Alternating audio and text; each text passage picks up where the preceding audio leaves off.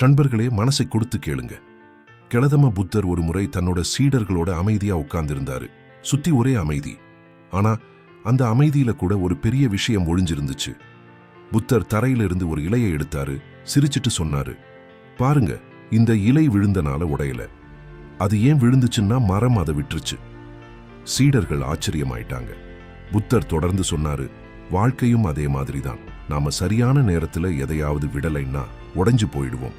அந்த வார்த்தைகள் காத்துல ஆழமா ஒலிச்சிச்சு. அது வெறுமனே காதுல கேட்கிற நேரம் இல்ல, மனசுல ஏத்துக்கிற நேரம்.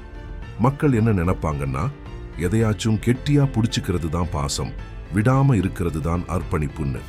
ஆனா புத்தர் சொல்றாரு, எவன் ஒருத்தன் விட முடியுமோ அவனே உண்மையான அர்த்தத்துல சுதந்திரமானவன். கொஞ்சம் யோசிச்சு பாருங்க. உங்க வாழ்க்கையில எவ்வளோ விஷயங்களை நீங்க கெட்டியா புடிச்சு வச்சிருக்கீங்க. இப்போ உங்களுக்கு சந்தோஷம் தராம வலி மட்டுமே தர்ற ஒரு உறவு, வருஷங்களுக்கு முன்னால செஞ்ச ஒரு தப்பு, ஆனா இன்னைக்கும் அது உங்களை குத்திட்டே இருக்கு. இப்போ உங்களுக்கான வாய்ப்பு இல்லாம போன ஒரு கனவு, ஆனா அதை நீங்க விடமாட்டேன்னு இருக்கீங்க. அப்புறம் சொல்றீங்க, வாழ்க்கை பாரமா இருக்கு. புத்தர் சொல்றாரு, வாழ்க்கை பாரம் இல்லை, நாம தான் அதை நம்மளோட பிடியால பாரமாக்கிடுவோம். பாருங்க, ஒரு ஆறு எப்படி ஓடுதுன்னு. அது எங்கேயும் நிக்கிறதில்ல. வழியில வர்ற கல்லுகளோட அது சண்டை போடுறதில்ல. அது பாட்டுக்கு ஓடிட்டே இருக்கு. எது அதை தடுக்குதோ அதை அது விட்டுட்டு போயிடுது. அதனாலதான் அது தெளிவா, சுதந்திரமா, அழகா இருக்கு. ஆனா மனுஷனா பிறந்த நாம நின்னுடுறோம். நம்ம விஷயங்களை, ஆசைகளை, பயங்களை, கோபங்களை கெட்டியா புடிச்சுக்கிறோம். அப்புறம் நம்ம மனசுல மட்டும் ஏன் நிம்மதி இல்லைன்னு கேட்கிறோம். எப்படி இருக்கும்? எல்லா திசையிலையும் நம்மள நாமே கட்டிக்கிட்டு உட்கார்ந்துருக்கோம். புத்தர் சொன்னாரு, நீங்க எவ்வளோ விடுறீங்களோ அவ்வளோ லேசா ஃபீல் பண்ணுவீங்க. ஏன்னா விடுறது தோல்வி இல்லை, விடுறது தான் விடுதலை. ஏதாவது கவனிச்சிருக்கீங்களா? நாம சின்ன வயசுல இருந்தே எதையாவது புடிச்சுக்கத்தான் கத்துக்கிறோம். டாய்ஸ் கீழே விழுந்தா அழுவோம், ஒரு உறவு போனாலும் உடைஞ்சு போயிடுவோம். ஆனா விடறதும் ஒரு கலைன்னு நமக்கு யாரும் சொல்லித் தரதில்லை. விடறதுன்னா மறக்கிறது இல்லை, விடறதுன்னா ஏத்துக்கிறது. போன விஷயம் இனிமே நம்ம கண்ட்ரோல்ல இல்லைன்னு ஏத்துக்கிறது. ஒரு நாள் ஒருத்தர் புத்தர்கிட்ட வந்து, சுவாமி, என் மனசு ரொம்ப குழப்பமா இருக்கு, எனக்கு நிம்மதி வேணும்னு கேட்டாரு. புத்தர் சிரிச்சிட்டு சொன்னாரு, நீ எதையாவது கெட்டியா புடிச்சு உட்கார்ந்திருந்தா உனக்கு நிம்மதி எங்க இருந்து வரும்? அவரு, நான் எதையும் பிடிக்கலையேன்னு சொன்னாரு. புத்தர் பக்கத்தில் இருந்த ஒரு கல் மாலையை எடுத்து, இதை நான் கெட்டியா புடிச்சுக்கிட்டா என் கையில வலிக்குமா வலிக்காதான்னு கேட்டாரு. அந்த ஆளு வந்து கண்டிப்பா வலிக்குமான்னு சொன்னாரு. புத்தர் சொன்னாரு, இப்போ யோசிச்சு பாரு, உன் மனசு எவ்வளவு விஷயங்களை கெட்டியா புடிச்சிருக்குன்னு. கடந்த கால தப்புகள், கோபம், தேவையில்லாத ஆசைகள், அப்படி இருந்திருந்தான்னு வர்ற யோசனைகள், இது எல்லாத்தையும் புடிச்சு வச்சுட்டு நிம்மதியை தேடி அலையற. நமக்கு என்ன தோணும்னா, நாம விட்டுட்டா எல்லாம் சிதறி போயிடும்னு. ஆனா உண்மை என்னன்னா, விட்ட பிறகுதான் எல்லாம் சரியாக ஆரம்பிக்கும். புத்தர் சொன்னாரு, உங்க கை காலியா இருந்தாதான் புதுசா ஏதாச்சும் நிரப்ப முடியும். நீங்க உங்க கையில பழைய கல்லுகளை கெட்டியா பிடிச்சிருந்தா புது பூக்களை பிடிக்க முடியுமா? முடியாது. அதே மாதிரிதான் உங்க மனசுல பழைய துக்கங்களை, பழைய விஷயங்களை, பழைய ஆட்களை பிடிச்சு வச்சிருந்தா புது அனுபவங்கள், புது சந்தோஷங்கள், புது வாழ்க்கை எப்படி உள்ள வரும்? நம்ம மனசு ஒரு மூடிய கை மாதிரி ஆயிடுச்சு. அதுக்குள்ள வலியும் இருக்கு, ஆசைகளும் இருக்கு, பயமும் இருக்கு. ஆனா அந்த கை எப்போ திறக்குதோ அப்போதான் அது காத்த ஃபீல் பண்ணும். அது லேசாகி சுதந்திரமாயிடும். புத்தர் சொல்றாரு, வாழ்க்கையில ரொம்ப பெரிய சக்தி எதுன்னா விடக்கூடிய சக்தி தான். ஏன்னா யாரு விடுறாங்களோ அவங்க எதுக்கும் கட்டுப்பட மாட்டாங்க. மற்றவங்களோட நடவடிக்கைகளால அவங்க பாதிக்கப்பட மாட்டாங்க. அவங்க மனசுல இருக்கிற நிம்மதியோட இணைஞ்சு இருப்பாங்க. விடுறதுனா என்ன?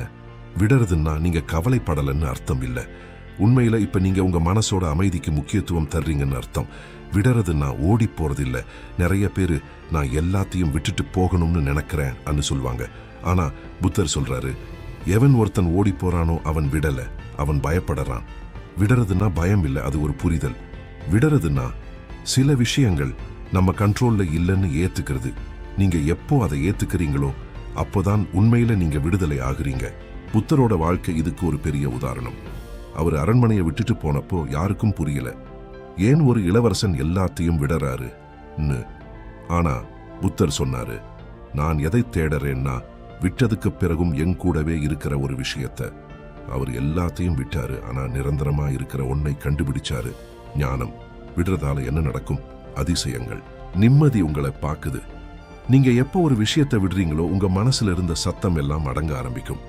அப்படி இருந்தா என்ற கேள்வி, கோபம், வருத்தம் இதெல்லாம் நிற்கும். உங்க உள்ளுக்குள்ள ஒரு அமைதி வரும். இப்போதைக்கு வாழ்வீங்க.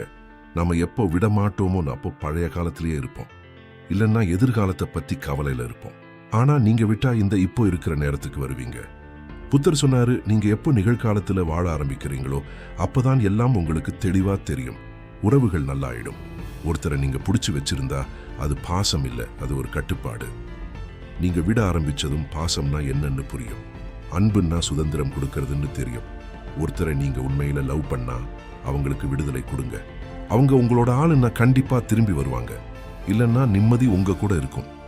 நீங்க உங்களை பாக்குறீங்க, எல்லாத்தையும் நீங்க கண்ட்ரோல் பண்ண நினைக்கிறப்போ ஒரு விதமான பயம் வரும்.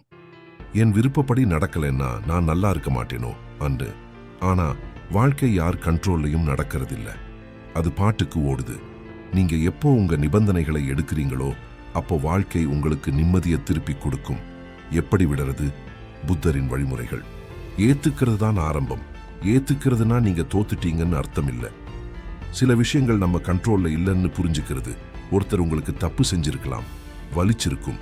ஆனா அந்த ஆள், அந்த வார்த்தை, அந்த சம்பவம் அதை உங்க மனசுக்குள்ள வச்சிருக்கிறத விடுறது தான் புத்திசாலித்தனம். எழுதுங்க, விடுதலை ஆகுங்க. நம்ம எல்லாருக்குள்ளேயும் கோபம், வருத்தம், பயம்னு நிறைய அடங்கி போயிருக்கு. அதை வெளியே கொண்டு வாங்க. எந்த விஷயம் உங்களை காயப்படுத்துச்சு, யாரை பார்த்து உங்களுக்கு கோபம்னு ஒரு பேப்பர்ல எழுதுங்க. நீங்க அதை வார்த்தைகள்ல வெளியில கொண்டு வர்றப்போ அது உங்களை விட்டு இறங்கிடும். சும்மா அமைதியா இருங்க. மைண்ட்ஃபுல்னஸ். நாம அமைதியா இருக்கிறப்போ தான் நம்ம மனசுல இருக்கிற சத்தத்தை கேட்க முடியும்.